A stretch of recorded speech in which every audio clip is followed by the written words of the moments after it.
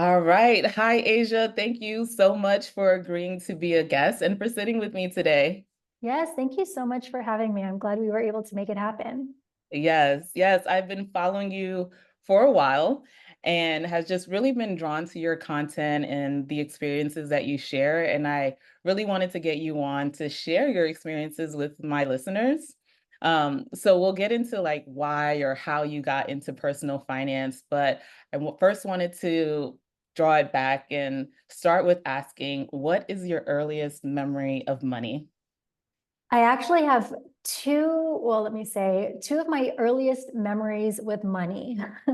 The first one was, so I am 38 years old. I don't know if this is done anymore, but when it was school book day and we had to go into the campus and buy our books for school, my dad would give me a blank check. And the night before, I would actually practice writing on a check because I was so scared of messing it up that I would just like practice my cursive. I would practice spelling like hundreds, because that's how much books are, is hundreds of dollars.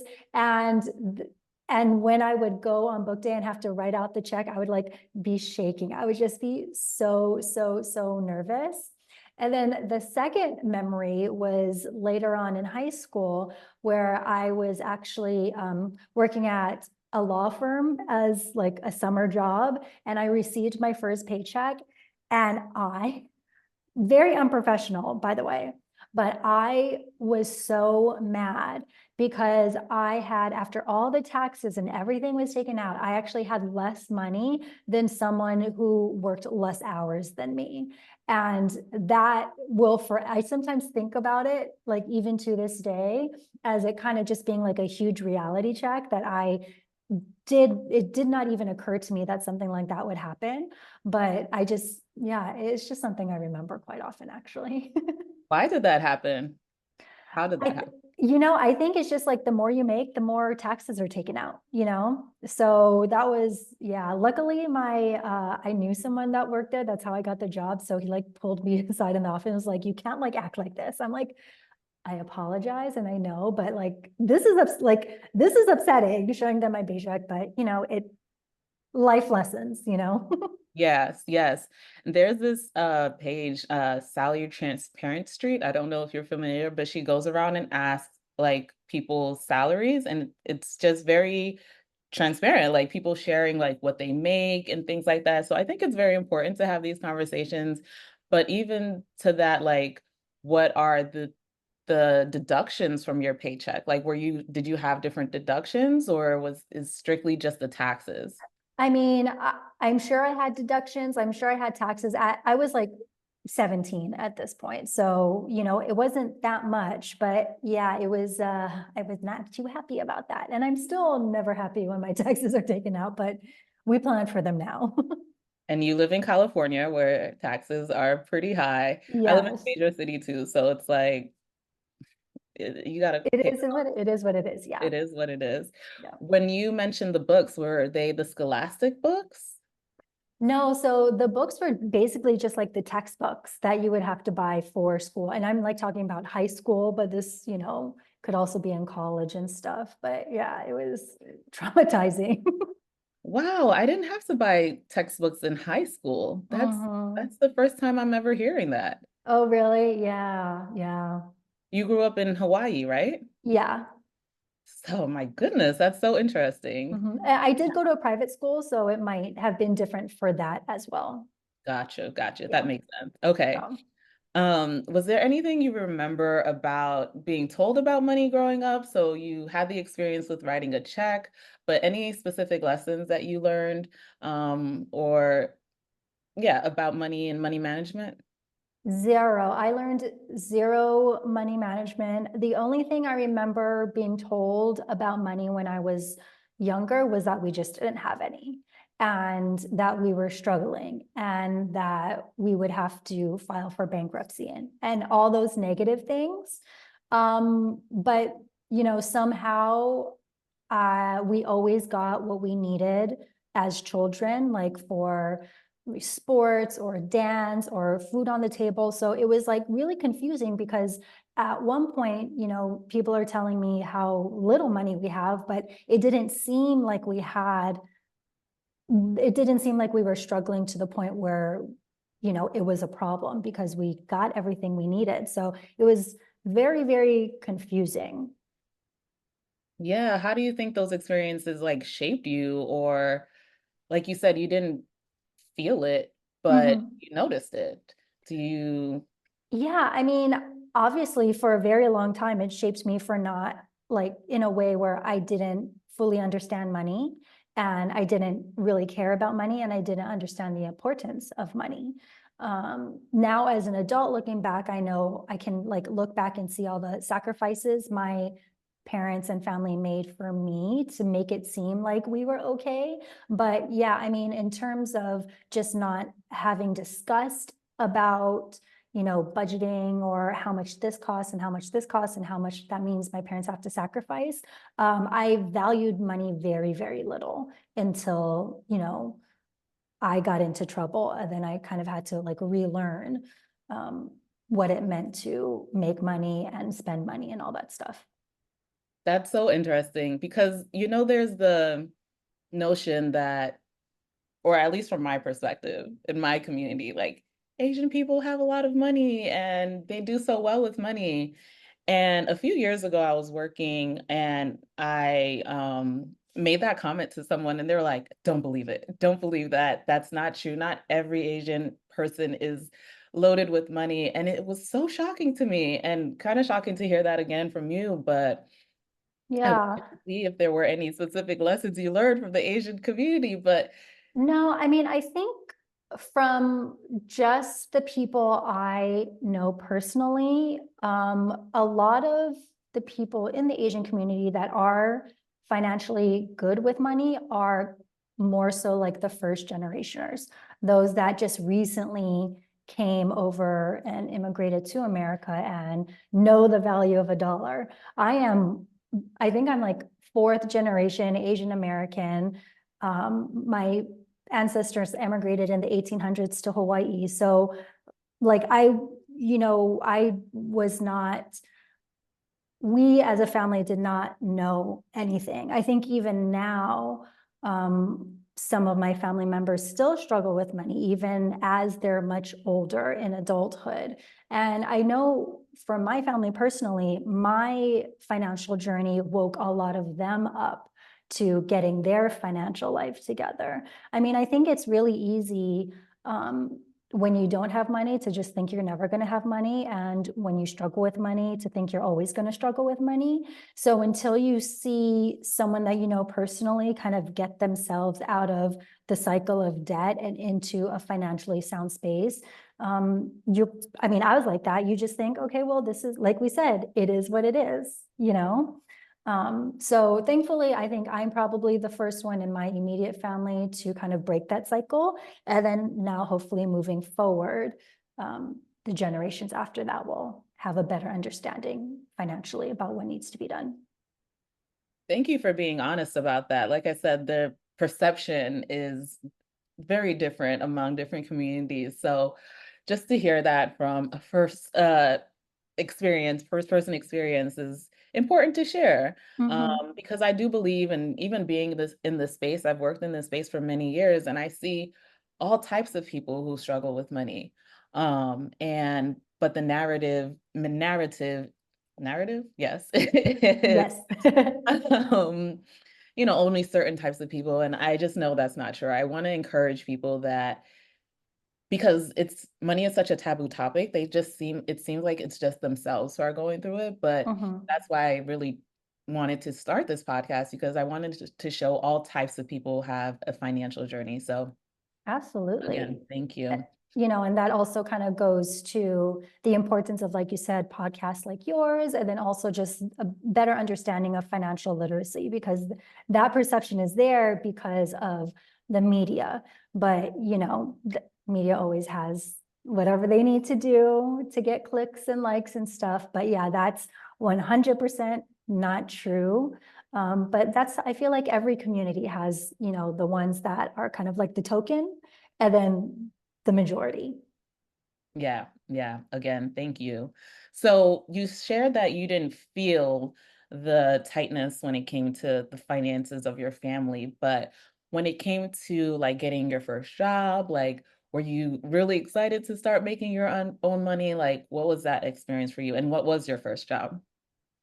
Yeah, so my very first job was actually at the law firm. And I was excited to make money. I mean, when you're in high school, you want to have control of your money. And while I was lucky enough to get like, what's it called? I forget what the word is. Um, allowance. I haven't said that word in such a long time. But while I was lucky enough to get an allowance, obviously, when you're a teenager, you want to go out and spend money. And yeah, I worked at a law firm and then I worked at Banana Republic. That was one of my favorite jobs. That was really fun.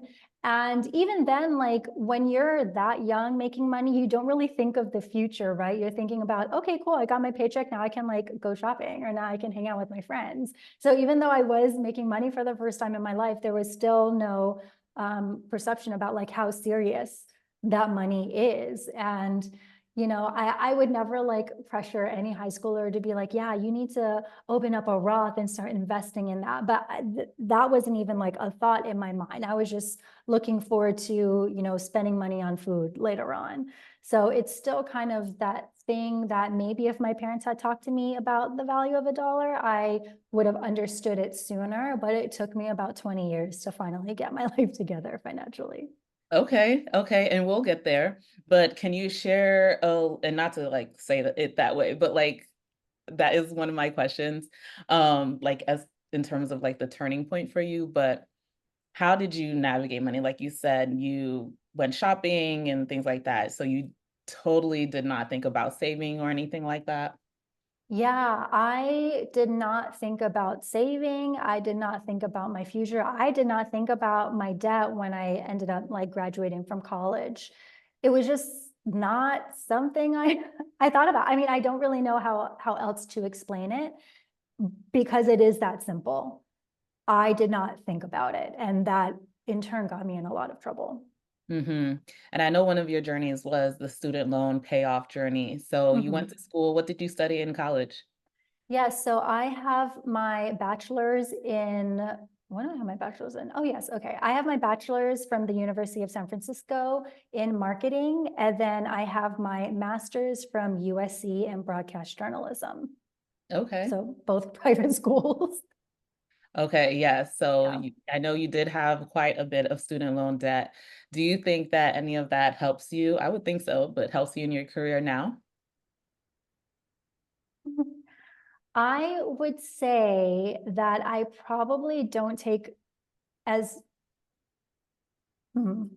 I would say that I don't take enough advantage of kind of the alma mater aspect of graduating from the colleges I graduated from. But in terms of what I do now, I feel like yes and no. Um, I mean, I went to school so long ago, and things in the social media space are changing so quickly that you have to adapt. The one thing that I am very grateful about for my graduate time was that I learned how to edit videos and I learned how to write scripts for news. And definitely use that every single day currently. But I mean, it's just hard when you're in social media and you graduated like 10 plus years ago, nothing is the same. So there are aspects in my schooling that I still use today, but most of it is not being used, sadly. Yeah, that's interesting because I thought to myself recently, like, man, the communication majors weren't looked too highly upon when I was in school, and they must be doing so well on social media now. But I know some of it does translate, but like you shared, social media changes instantly, like within Yeah, weeks. So yeah, I get that. exactly. Okay, so what was that turning point for you? Or was it an experience that just or a brick to the forehead? Like, how did you become more conscious about your money management and paying off your debt? Yes, the moment I decided to get my financial life in order was the moment that I almost had to euthanize my dog. Up until that point, I was in $200,000 of debt. I didn't know that at the time, but I knew I was in debt. I had debt collectors calling me. I had debt collectors calling my grandmother, who co-signed a few of my student loans. And I just thought, I'll get to it when I get to it. I'll always be in debt. It is what it is. I need a roof over my head. Sorry, like I can't help you. But one day I had to rush my youngest dog to the vet because he needed emergency surgery and I could not afford it. Mm. There was no way I could personally have afforded the $5,000 vet bill that I needed that day.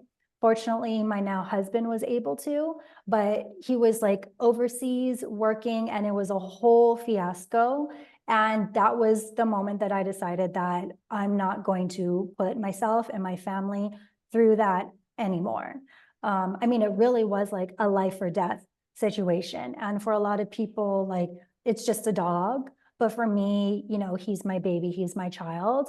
And at that point, he was 1 year old. So having to euthanize an otherwise healthy dog because I couldn't afford the care he needed was just not going to happen anymore. So fortunately, he's happy and healthy now. But like a week later, I decided that it was my time to get my financial life in order. I needed to pay off my debt. I needed to finally have some kind of savings. And that started the journey. Okay. So tell me a little bit more about that. Like, where did you start learning from? Yeah, all of that. Yes. So when I first mentioned to my friend that I wanted to take part in this journey, she actually was the first person to mention to me about Dave Ramsey.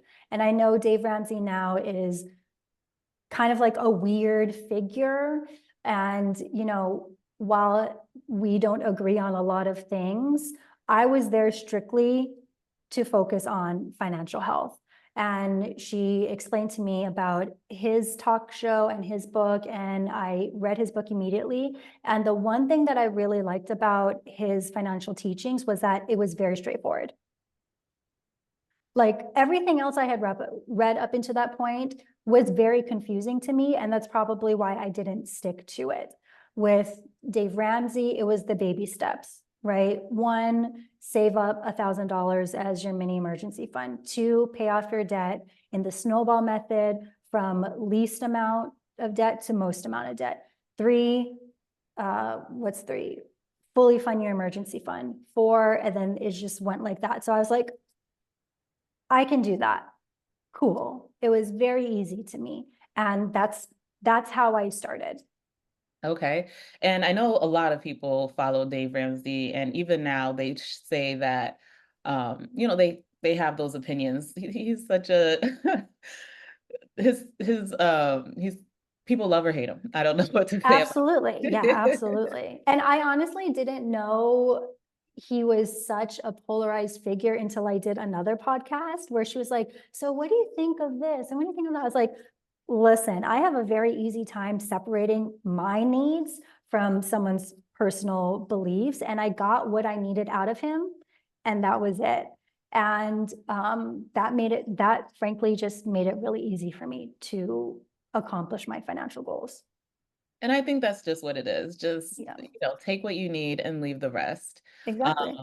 yeah. So did you follow it to a T, like his baby steps? I know some people modified it a little bit, um, Mhm. but what did you do? Yes, I did follow his baby steps to a T, but I didn't follow his belief system to a T. Like his idea of not going into a restaurant unless you're working in one, didn't follow that.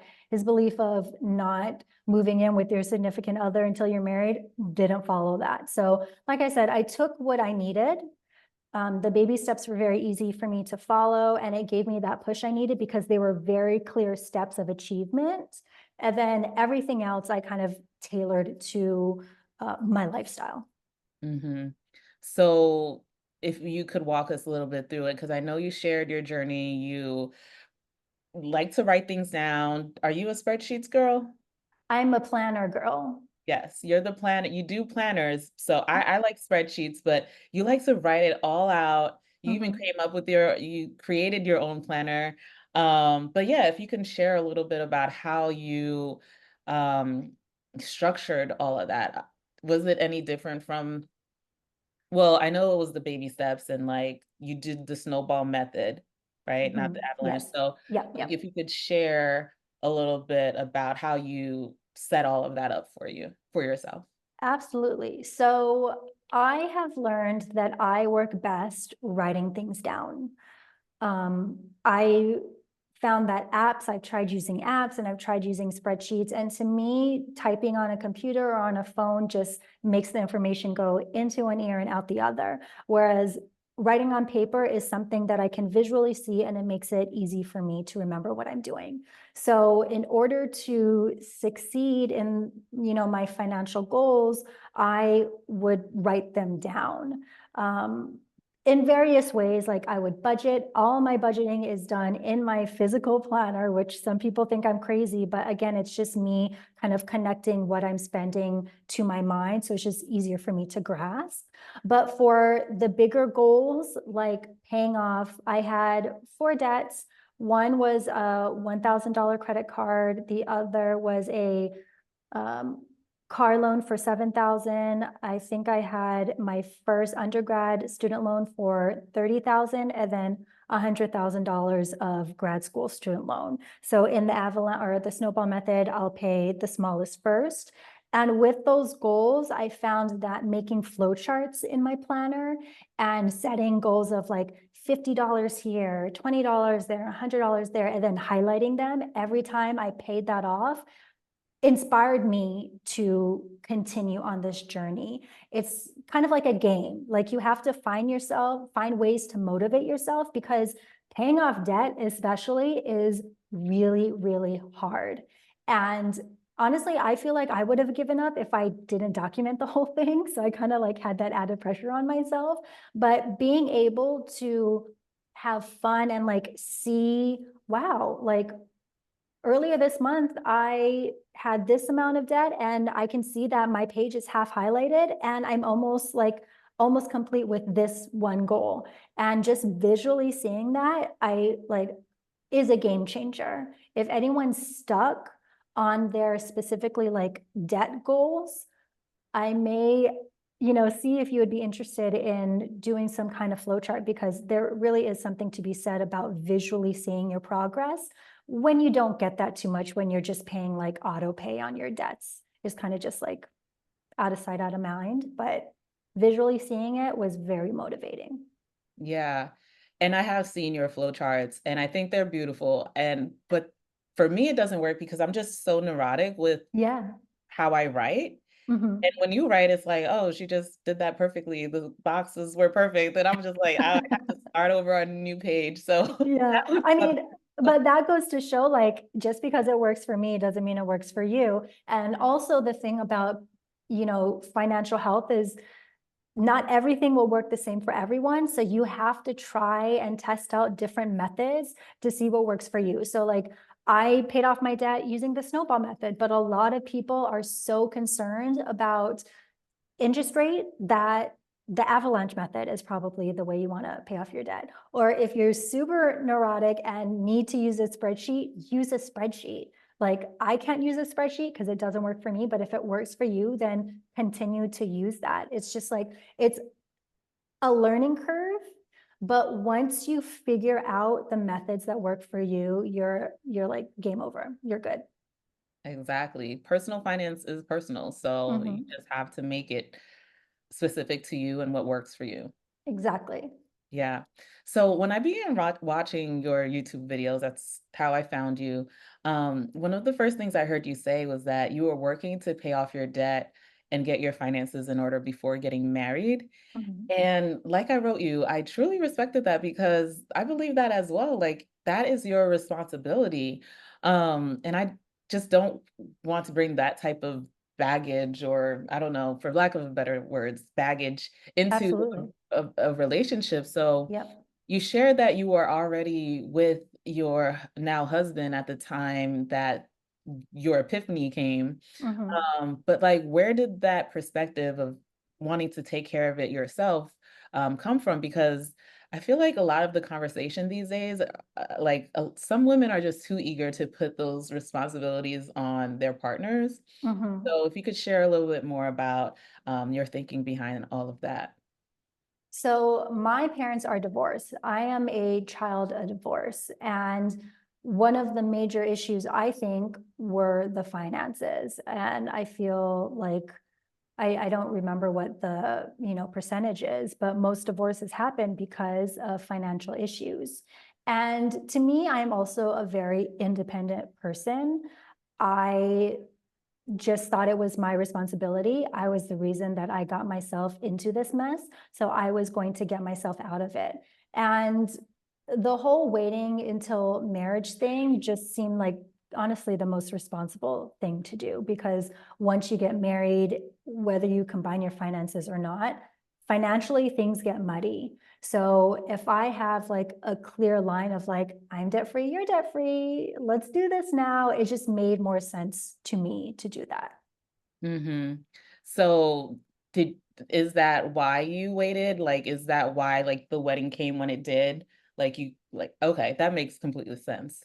So Yeah. So my husband wanted to get married much, much sooner, but I just did not want to. I was like, let me pay off my debt first, and then we can talk about it. But also, I'm also not someone that needed to get married. So if we never got married, I would have been okay with that too. But that was a hard line for me. Like, I don't want to be in debt when we get married. And it ended up working out because weddings are expensive and we were able to save for that. And I built those, financial tools while paying off that debt to be able to pay for our wedding in cash, basically. nice. Yes, Mhm. weddings are so expensive. Yeah. Um, and I find that so interesting that you were the one who delayed getting married. Like you said, it wasn't a big deal to you to get married. And it's just again the conversations that are I guess the loudest are how so many women are yearning for a partner or just really want to be married and start a family, and a lot of the back and forth between men and women and all of Mhm. that. But See, that's what tells me I think we're on different sides of the internet, because a lot of the things I'm shown is that women are so over men, and the happiest women that live the longest only have cats and dogs. yeah, no, you're Yeah. right. I see that as well. But I also see, or even a year or two ago, like the back and forth or why women are like that. Mhm. And even like men and how they feel about women. It's just a mess Yeah. here. Yeah, It's it's a a mess. mess. Yeah. But I truly feel that if you wait and you do things the right way, you wouldn't have those feelings. Like you wouldn't want, I don't look at men with like a negative or what's opposite of rose-colored glasses, but I don't have any Yeah. negative ideas or perspectives about men. I just know that I have my responsibilities, they have theirs, and I wouldn't want to rush into something just for the sake of saying that I'm married. Because that's, Mhm. like you said, could end in divorce. Money is such a heavy topic when it comes to um, partnering with someone, and it could make or Mhm. break your relationship. Absolutely. So similar to that men women conversation, I know that you are not afraid of work. Like you've had various jobs, tried different ways to earn money, which is how I'm sure you were able to pay down your debt. So like what has been your philosophy when it comes to like making your own money? And do you think any of that has changed over time? And like I mentioned, you are a entrepreneur, you started the master planner. And if you could talk about all of that. Yeah, so my philosophy on making money has changed drastically over the past few years. When I first started getting out of debt, my philosophy was work as much as you can. It didn't matter what it was. When I was getting out of debt, I think I had like 5 jobs. And I was also younger and I had more energy, and that worked. I mean, it worked, right? Because I was able to pay off my debt and it worked. But now, what, like 8 years or so later, my philosophy now is work smarter, not harder. So while I will always have a side hustle because social media is just never guaranteed, and I don't want to be in a place where I'm scared with money again, I will always have a side hustle. And now our side hustle is I say ours because it is something that I do with my husband, is something we rent out our first floor loft that we used to shoot for photo shoots and video shoots.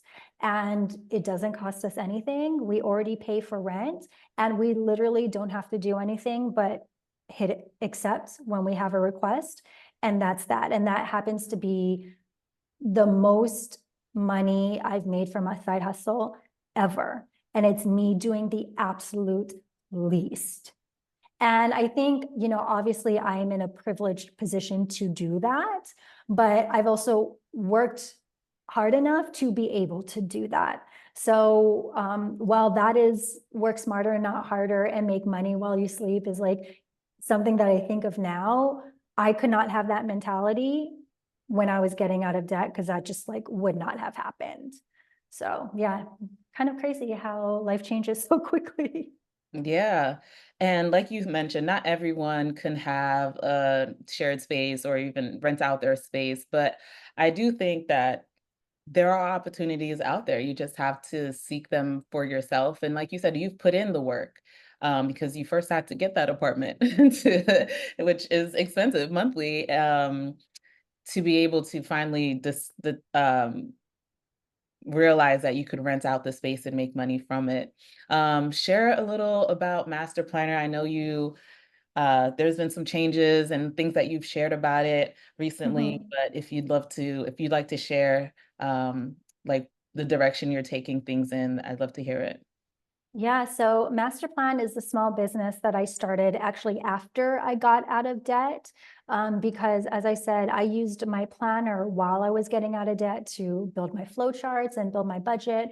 And I couldn't find a budget planner that I liked, so I actually had to make one. And it wasn't until after I got out of debt that I realized that other people wanted that planner. So that's how Master Planner came about. It came directly out of the sheets that I made for myself personally to get out of debt. And we first launched in 2020 with our dated planner, and now we have an undated planner, we have digital planners, we have a wedding planner in Notion, and all those things.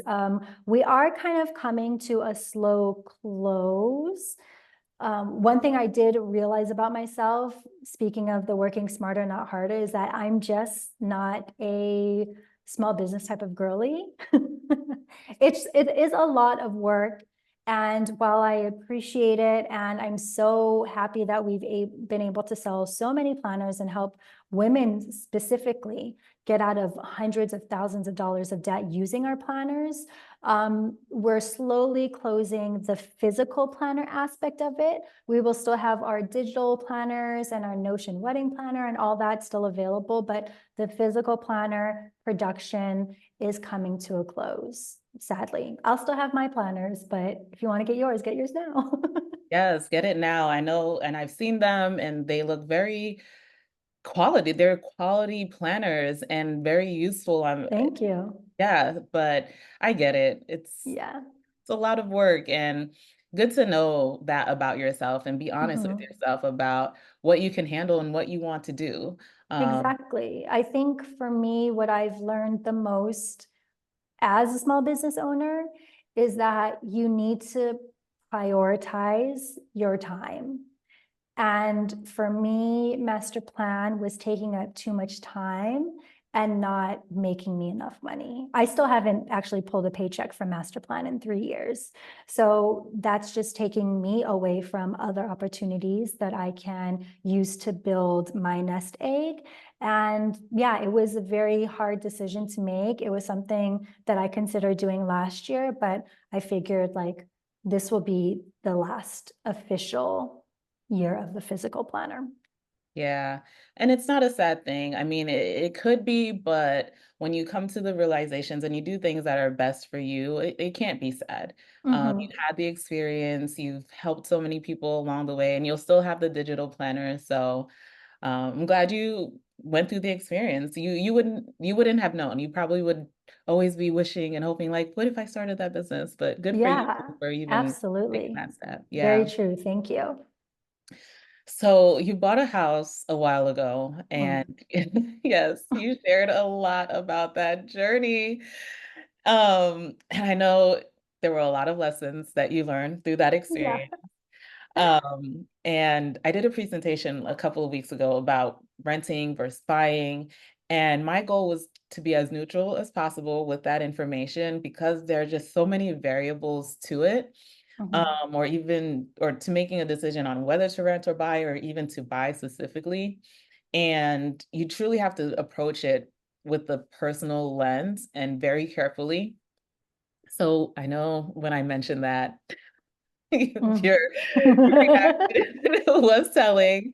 But would you mind sharing a bit about that experience, what you learned, what you would share with others about making that type of decision? Oof, okay, where do we begin?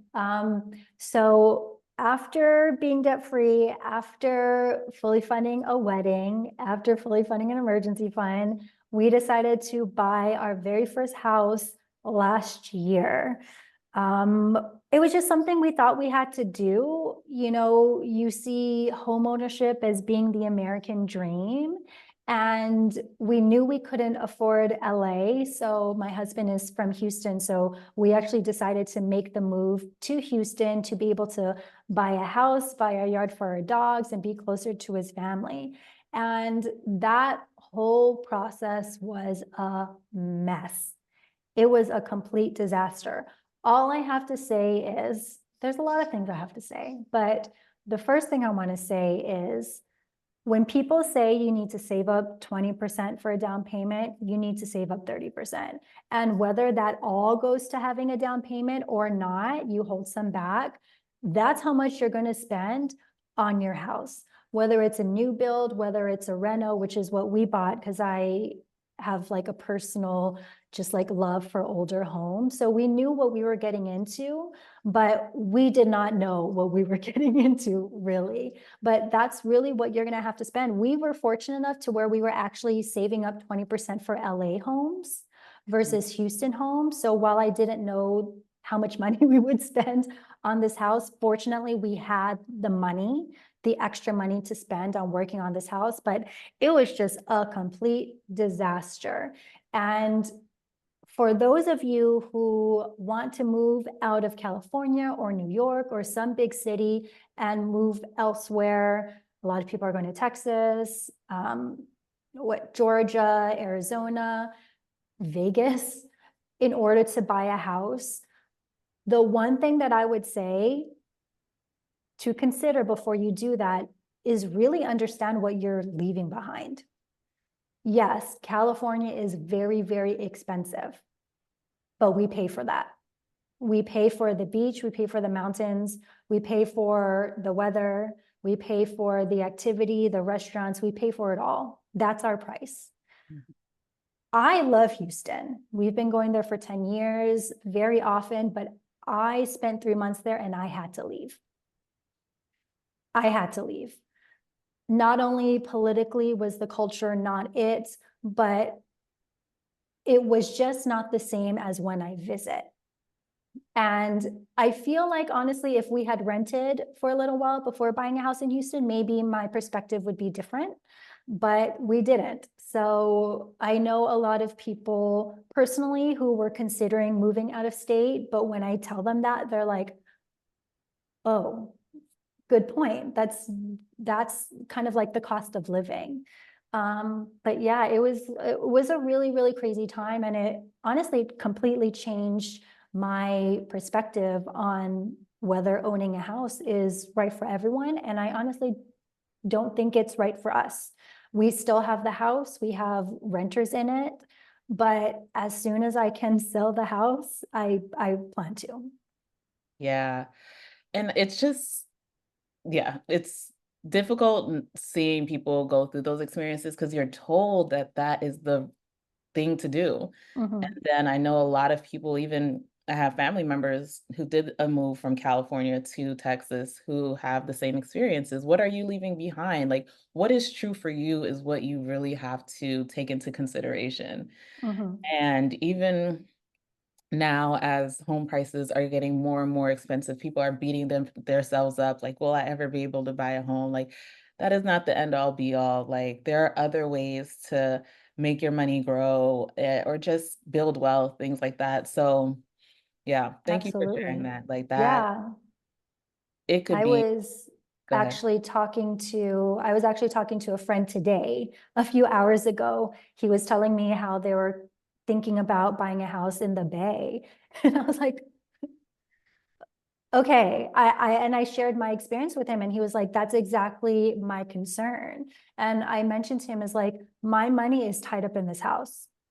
I cannot do anything with it. And I feel like I would feel way more better if I had actually invested that money, the hundreds of thousands of dollars I spent on that house. If I had just invested it in the market or wherever, I would feel better with it. But now I have hundreds of thousands of dollars just locked up that I cannot touch. And it is so frustrating. And granted, if you're someone who really, really, really wants a house, maybe that frustration is just something that you are okay with. But going through the experience that I went through, I'm not okay with it. So that I would actually say, outside of getting into so much student loan debt, buying a house was my one of my biggest financial mistakes. Yeah. And I know people who have positive experiences with purchasing a home. I know realtors who swear by it, but again, it's truly personal and it's not the thing you have to do in life. Like, and hopefully people understand and take the stories of others and really try to apply it to themselves and see if it will truly work for them or not. Yeah, I mean, like you said, personal finance is personal. And I think the most important thing people can do is talk to people about their different financial experiences and then come to their own conclusion as to what's right for them. Yeah. Consider all of the factors that you can. Mhm. Okay, so as much as you are financially aware, conscious, responsible, I do know that you are not afraid to spend money. Yeah, You like nice things, nice experiences, beauty treatments. Um, and you mentioned that for one, like your monthly facials will never go away. I started that earlier this year, and I'm like, yeah, like I this, get it. yes. So, how do you balance all of that, spending versus saving? Yeah, so I balance my spending versus saving in two different ways. The first way I balance my spending on monthly things like my monthly facials or my monthly lash extensions is I just budget it into my monthly budget. So that always stays consistent. I know exactly how much I'm going to spend every month on these beauty treatments. And that way, when it's in my monthly budget, I know exactly how much I have to make every month in order to make that happen. I Even when I was getting out of debt, I still did my facials, I still did my lashes, and I was okay because I prioritized that. Now, for other spending like trips or clothing and bags or whatever, I actually have sinking funds for those. So I intentionally save up for things that I want to enjoy. Like next year, I have like one wedding in Paris or France that we have that I am actively saving in a sinking fund so I can have the experience that I want. It might not be on a budget, but I am still budgeting for it. And that budgeting for it and saving up for a sinking fund is the way that I can feel confident enough to, get the best of the best and not feel guilty about it because I saved up for it. And that's what I do with, bags or shoes or clothes that I want, or like my more expensive, like once a year beauty treatments.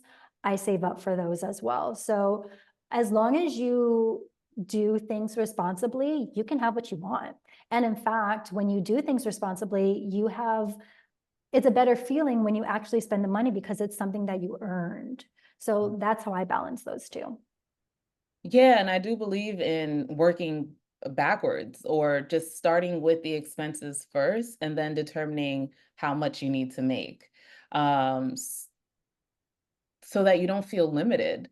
Mm-hmm. You feel limited, people don't like the word budget, but it could be such an empowering tool. Like you just see, this is how much I need.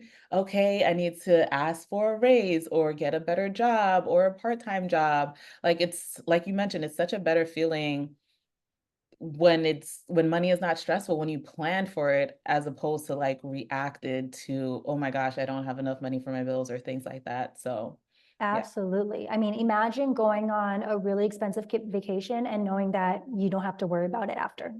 Yeah. Like to me, there's no better feeling of finally being able to relax physically and mentally because you're not worried about the credit card bill coming after. So yeah, I will always, always, always save for trips. I'm currently saving for my 40th birthday, even though it's a few years. We're going to go all out. What that all out is it a trip? Is it a party? It, is it something? I don't know, but we're saving up for it. And that way, when the time comes, I can make a decision as to what I want to do. And financially, I won't be held to doing something that I don't want to do because I can't afford it. The mental stress that comes with, like, not having your money in order, like, was the trip even worth it? Like, Yeah. or, like, what Were is you relaxed? Were you? yeah, yeah, so, yeah, again, you encourage people, I encourage people, like, do that on the front end as opposed to, like, trying to clean things up. Mhm. How have you grown in other areas of your life as a result of the growth you've seen in your financial journey? The one difference that I see in myself because of my financial journey is my confidence has increased exponentially.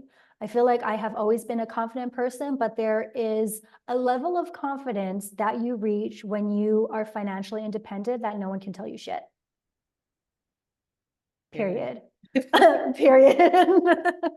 I mean, like, even in my marriage, my husband wants to leave. Okay, bye. Like, I can fend for myself. It's the confidence as a woman, especially, and especially as a child of divorce, where you know that you can take care of yourself.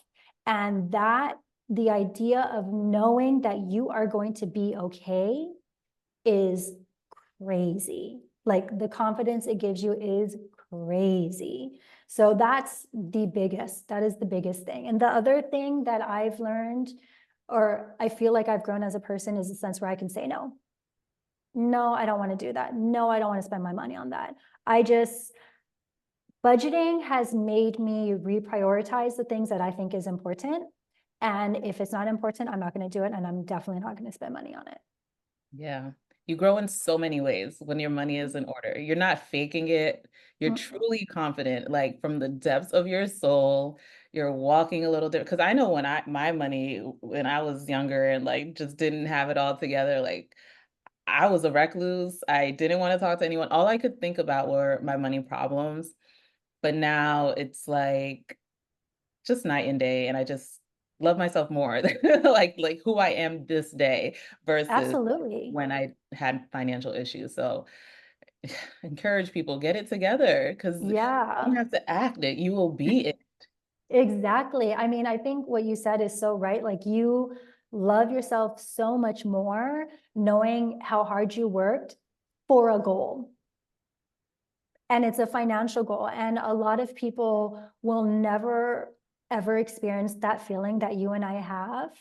And it makes me feel so, so sad for them because it is such an incredible feeling when you have your financial life together. Like you said, it also helps you get your life together in other aspects. And I wish people could just get a taste of that because if they just got a taste of that, then I know that they would take their finances seriously. And maybe it's just listening to this podcast where it's like, wow, that right there sounds amazing and I need to achieve that.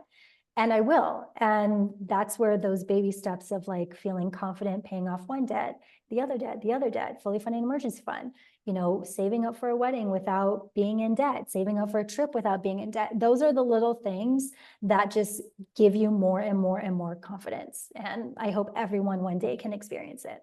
Yeah, because, we talked about media earlier, like, it tells us what they want us to think being financially well or wealthy is.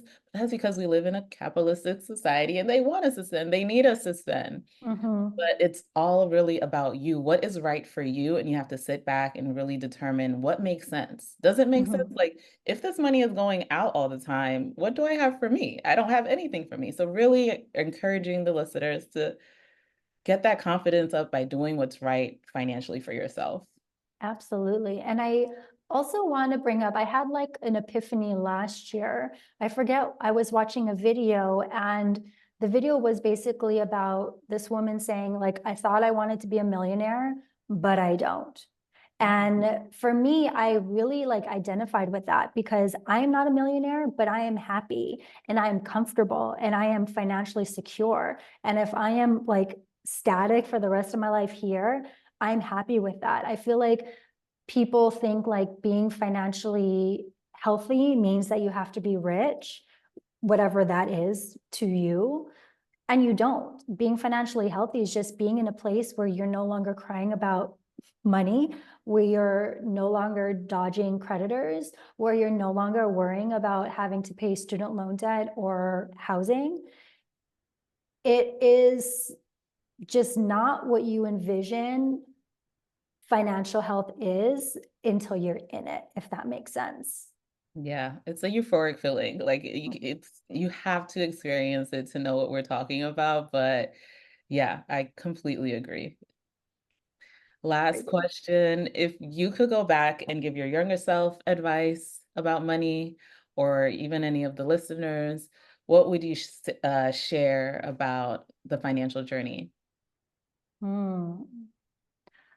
If I could go back and tell my younger self about my financial journey, or if I had advice, I would say get a group together of like minded people, and those are the people who are going to push you forward.